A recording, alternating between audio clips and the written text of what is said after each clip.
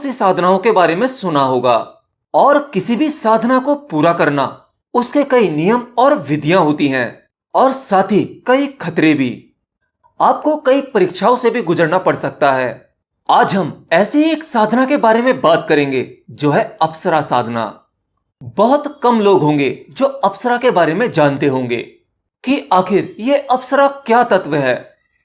देखिए, अप्सरा एक योनि है।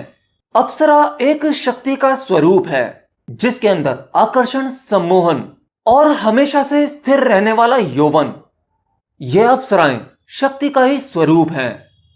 अप्सराओं का निर्माण देवताओं को मोहित करने के लिए, इस सृष्टि को मोहित करने के लिए और सृष्टि में कुछ तत्वों में आकर्षण को उत्पन्न करने के लिए इन अप्सराओं का निर्माण हुआ। अप्सराओं के संबंध में पुराणों में कई जगह वर्णन आता है। कहीं यह भी वर्णन आता है कि विश्वामित्र ने अपनी जांघों को रगड़कर 7 अप्सराओं को उत्पन्न किया था। कहीं समुद्र मंथन से किसी अप्सरा का निकलने का वर्णन आता है, तो कहीं ब्रह्मा जी के द्वारा अप्सरा को रचने की बात होती है, तो कहीं स्वयं विष्णु भगवान अपने हृदय कमल से अप्सरा को उत्पन्न करते हैं। लेकिन हां, हमारे पुराणों में कहीं पर भी अप्सराओं का वर्णन विस्तार से विशेष रूप से नहीं किया गया है। अगर उनका वर्णन कहीं मिलता है तो ऐसे आया कि या तो पृथ्वी पर जब अप्सरा आती हैं तो किसी ऋषि की तपस्या भंग करने के लिए आती हैं, या कभी कभी कुछ ये वर्णन मिला है कि कोई अप्सरा किसी ऋषि के प्रेम में पड़ जाती है, उसे अपना हृदय दे देती है, तो उस ऋषि के साथ अपना समय व्यतीत करने के लिए या किसी श्राप से मुक्त होने के लिए इस पृथ्वी पर आती हैं। लेकिन जो लोग इस गोपनीय तत्व के बारे में जानते हैं, इस विधि के बारे में जानते हैं, वो अप्सराओं को देवियों का दर्जा देते हैं। तो अप्सराओं को देवी मानकर उनकी आराधना और साधना करनी चाहिए, या आप अप्सरा साधना मैत्री भाव रखकर भी कर सकते हैं। तो अगर जो आप अप्सरा साधना को सिद्ध कर लेते हो इस पृथ्वी पर रहकर, तो आप अपने कई कामों में कामयाब हो सकते हो, कई काम करवा सकते हो। और इस अप्सरा साधना को कोई भी कर सकता है। इसके लिए जरूरी नहीं है कि आपको एक ऋषि मुनि या ब्रह्मचारी होना जरूरी है, नहीं, इसे एक साधारण इंसान भी कर सकता है। लेकिन उसके अपने भी कुछ खतरे हैं, वो मैं आगे बताऊंगा। आपकी जिस प्रकार की मनोस्थिति होगी, अप्सरा सिद्धि के बाद उसी प्रकार के लाभ होंगे। अगर एक गहरा साधक जो अपने अन्नमय कोश यानी इस भौतिक शरीर के पार जा चुका है, उस सूक्ष्म जगत को जान चुका है, अपने सूक्ष्म शरीर को जान चुका है, अगर वह साधक अप्सरा सिद्धि करता है तो वह अप्सरा को अपने साथ रख सकता है, उसका प्रेम पा सकता है। लेकिन याद रखना, अप्सरा आपको भोग विलास की ओर आकर्षित करती है। आप अपने उस परम तत्व को जानने से भटक सकते हैं। तो ऐसे में एक सच्चा साधक अप्सरा सिद्धि केवल कुछ सवालों के जवाब पाने के लिए कर सकता है। वो आपसे बात करती है। और अगर कोई साधारण मनुष्य अप्सरा सिद्धि करता है तो ऐसे में अप्सरा उससे भी बात करती है, लेकिन वो एक अलग ही अनुभव होता है। जान ही नहीं पाता कि ये क्या हो रहा है। उस स्थिति को समझना उसके लिए थोड़ा मुश्किल हो जाता है। हो सकता है अप्सरा उससे स्वप्न में बात करे और उसकी इच्छाओं की पूर्ति करे। देखिए, जब अप्सरा साधना की सिद्धि हो जाती है, 21 दिन, 30 दिन, 40 दिन, कभी भी, तो जब अप्सरा प्रकट होती है, ऐसे में एक साधारण व्यक्ति के होश उड़ सकते हैं। क्योंकि साधारणता आपने इस पृथ्वी पर बहुत सी सुंदर स्त्रियों को देखा होगा, वो भी अति सुंदर, जिनका कोई जवाब नहीं। लेकिन एक अप्सरा जब आपके सामने आती है तो वो इस जगत की, इस पृथ्वी की नहीं होती। उसकी सुंदरता आपके होश उड़ा सकती है। मतलब उसकी सुंदरता इस पृथ्वी पर मौजूद सुंदरतम स्त्री से 1000 गुना ज्यादा होती है। उसका यौवन उम्र के साथ कभी खत्म नहीं होता, वह हमेशा जवान रहती है और आपके सिद्ध करने के बाद आपकी इच्छाएं पूरी करने के लिए आतुर रहती है।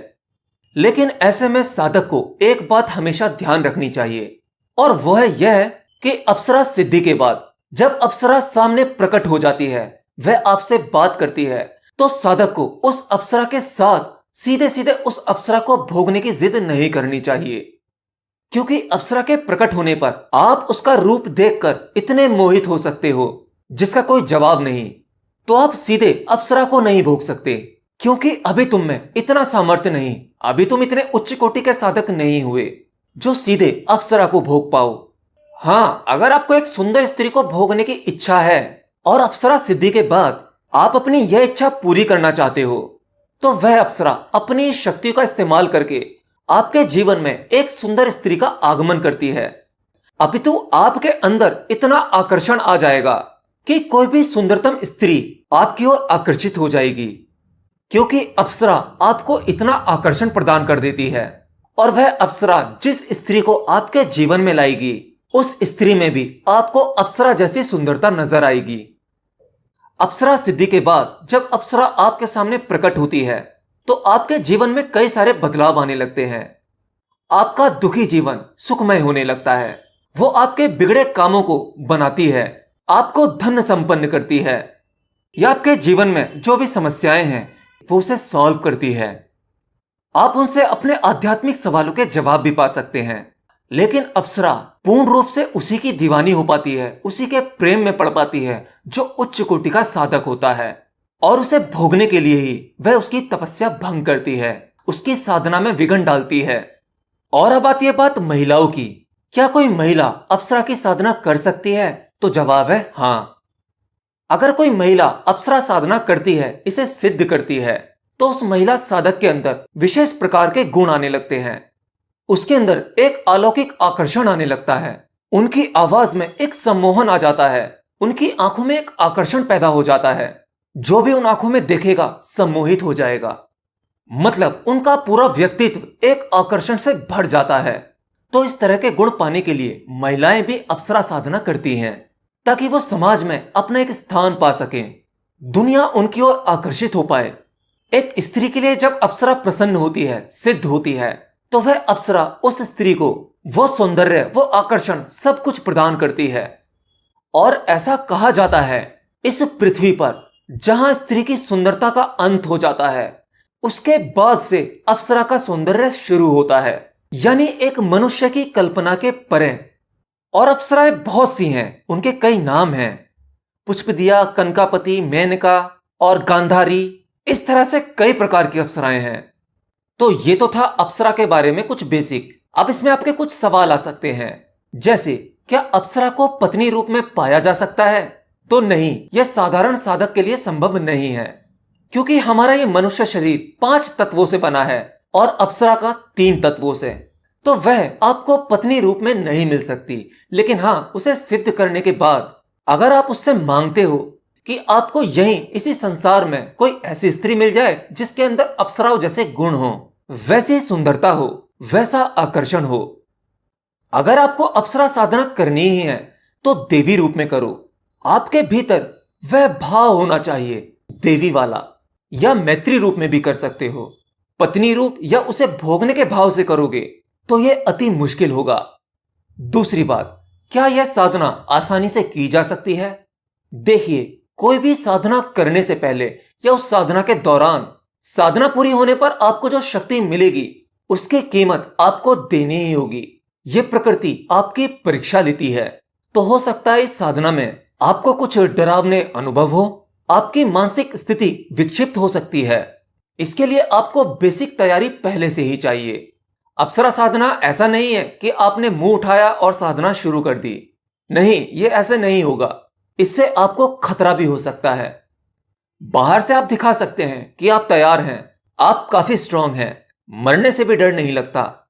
लेकिन जब परीक्षा होती है तो आपकी भीतरी स्थिति में बहुत से बदलाव होते हैं, बहुत भयंकर अनुभव हो सकते हैं जो आपको पागल कर सकते हैं।